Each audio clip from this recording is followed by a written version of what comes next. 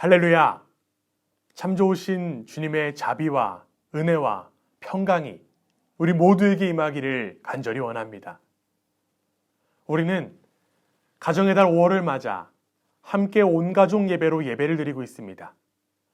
우리 이 시간 잠시 이렇게 댓글로 인사 나누었으면 좋겠습니다. 우리는 하나님의 가족입니다. 우리는 하나님의 가족입니다. 감사합니다. 여러분들은 지난 어버이날 부모님들께 어떻게 감사의 마음을 전달하셨습니까? 혹시 타지에 있다는 핑계를 들면서 자연스럽게 불효자가 되어가고 있지는 않습니까? 어버이날임에도 불구하고 우리 부모님들과 함께 밥 한 끼 하지 못한다는 그런 현실과 상황 속에 아쉬운 마음이 가득합니다. 전화 한 통으로 자식된 도리를 끝내버리는 모습을 보며 불효자도 이런 불효자가 없다는 생각이 듭니다. 불효자인 우리의 마음을 위로라도 하듯 흥미롭게도 오늘 우리가 함께 읽은 성경 말씀에 보면 불효자 예수님의 모습이 그려지고 있습니다. 예수님은 공생애를 시작하시면서 집을 떠나셨습니다. 사실 예수님의 집안 형편을 생각해 보면 예수님은 결코 집을 떠나서는 안 되었습니다. 예수님은 집안의 장남이었습니다. 집안의 장남은 아버지를 대신해 가족들을 건사할 책임이 있었습니다. 그러나 예수님은 가족도 내팽겨치며 집을 나왔습니다.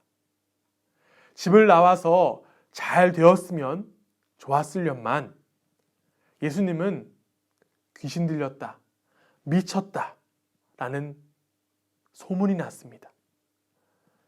그리고 그 소문은 고향까지 전해졌고 고향에 있는 어머니와 동생들도 그 소식을 듣게 되었습니다. 가족들은 얼마나 부끄러웠을까요? 망신도 이런 망신이 따로 없습니다.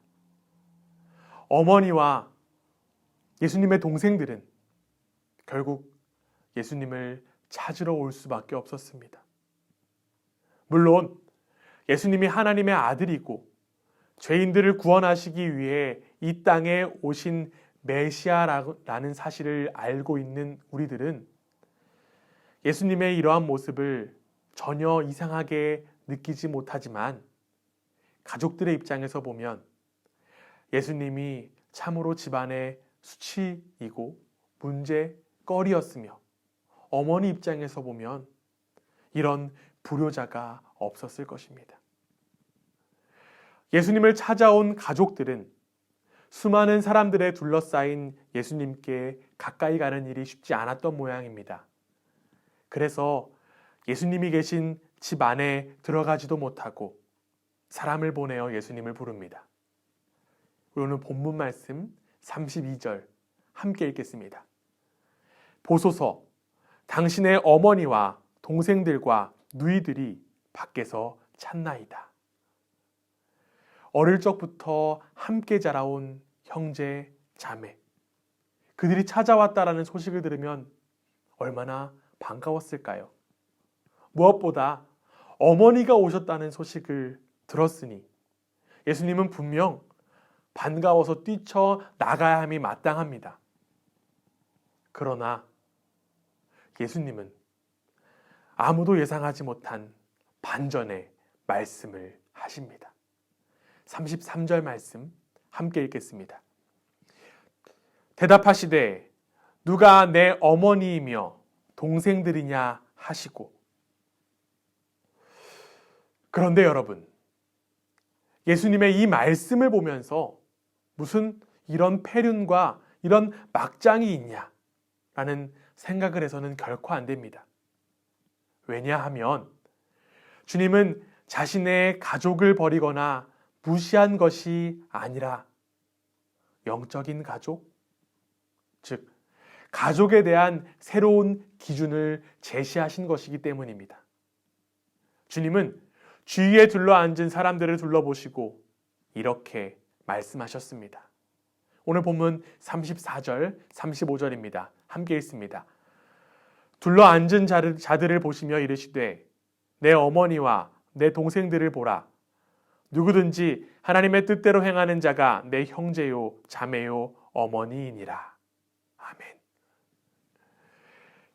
예수님께서 가르쳐 주시는 영적인 가족의 개념, 즉 새로운 가족의 개념은 무엇이었을까요? 혈연이 아니라 하나님의 뜻에 대한 태도야말로 진정한 가족의 기준이라는 것입니다. 35절을 다시 보면요.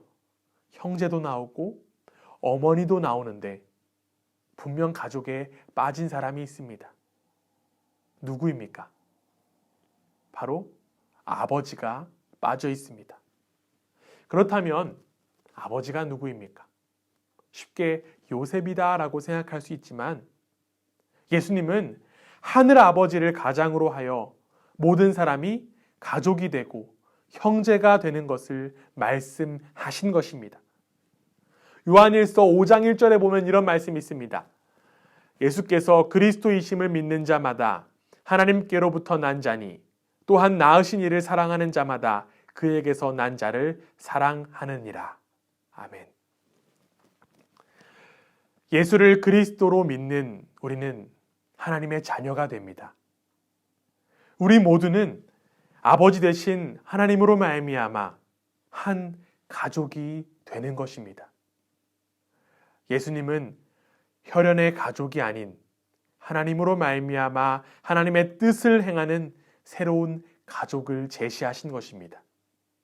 즉, 우리 모두를 하나님의 가족으로 불러주신 것입니다. 아멘입니까? 아멘. 여러분, 하나님의 가족이 실제로 드러난 것이 무엇일까요?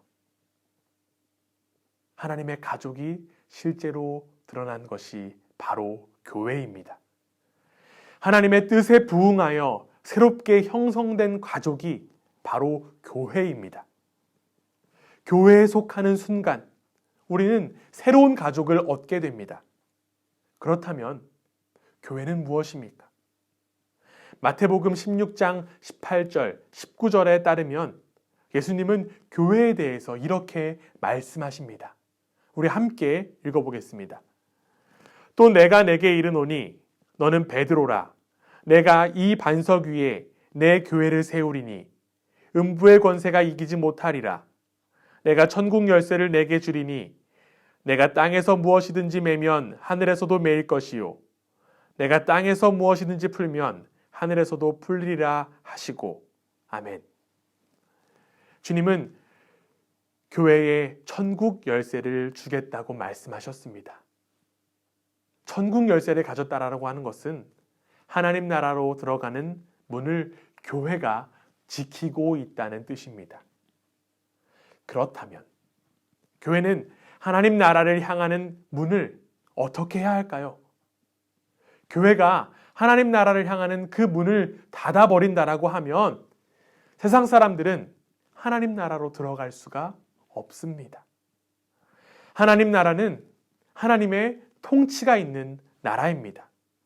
즉, 교회는 하나님의 통치만을 따르는 하나님 나라가 이런 곳이다 라고 보여주어야만 합니다. 다른 것에 지배를 받는 것이 아니라 하나님의 살아계심을 보여주어야만 하는 것이 바로 교회의 사명입니다. 누가 보여줘야 될까요? 바로 교회 안에 있는 성도들, 즉 하나님의 가족들이 하나님 나라를 보여주고 그 나라의 문을 활짝 열 사명을 우리가 가지고 있는 것입니다. 그러나 안타깝게도 하나님의 통치가 온전히 드러나야 될 교회에서 오히려 세상의 통치가 일어나는 모습이 너무나도 많습니다. 여러분, 교회는 반드시 달라야 합니다. 하나님의 뜻대로 행하는 하나님의 가족은 분명하게 달라야 합니다. 세상은 영향력이나 힘의 크기로 사람들의 서열을 매깁니다. 세상은 옆에 있는 이들을 짓밟고 올라가라고 부추기고 경쟁과 지배의 논리 속으로 우리를 밀어 넣습니다. 그러나 하나님 나라는, 특별히 하나님 나라를 드러내는 교회는 그렇지 않습니다. 그렇지 않아야만 합니다. 하나님의 가족으로 부름받은 우리는 서로를 불쌍히 여기고 오로지 섬기는 일에 열심을 다해야만 합니다. 세상에는 재능과 힘이 서열의 도구이지만 교회에서는 재능과 힘이 섬김의 도구입니다. 많이 가진 자가 연약한 지체들을 더 많이 돌보고 섬기는 것이 마땅합니다. 모든 성도들이 서로 지체가 되어 그리스도의 한 몸을 이루고 있기 때문입니다. 이처럼 하나님의 가족인 우리는 하나님의 통치 속에 하나님 나라를 온전히 드러낼 수 있어야만 합니다. 함께 섬기고 돕고 나누면서 우리는 세상에 하나님 나라를 보여주어야만 합니다. 사실 우리는 우리 교회 재정으로 다른 이들 돕는 것 쉬운 일 아님을 잘 알고 있습니다. 물론 우리가 돕는 재정, 어려운 이들의 삶을 윤택하게 만들어주지는 못할 것입니다. 그러나 이 아프고 냉랭한 세상에서 그 사랑의 따스함을 전하는 일을 통해 하나님 나라의 문이 열리게 되기를 소망합니다. 우리 모두는 하나님의 가족으로 부름받았습니다. 주님의 사랑을 품고 가족들을 더욱 사랑하고 그 사랑으로 세상을 더욱 품을 수 있는 우리 모두가 되기를 원합니다. 가족이기에 더 용서할 수 있고 더 용납할 수 있습니다. 비록 우리 육신의 가족은 멀리 떨어져 있을지라도 하나님으로 말미암아 세워진 새로운 가족 공동체를 사랑하고 섬기는 우리 모두가 되기를 원합니다. 여러분의 따스한 말 한마디의 위로와 행동이 천국의 문을 여는 열쇠임을 기억하시기를 주님의 이름으로 부탁드립니다.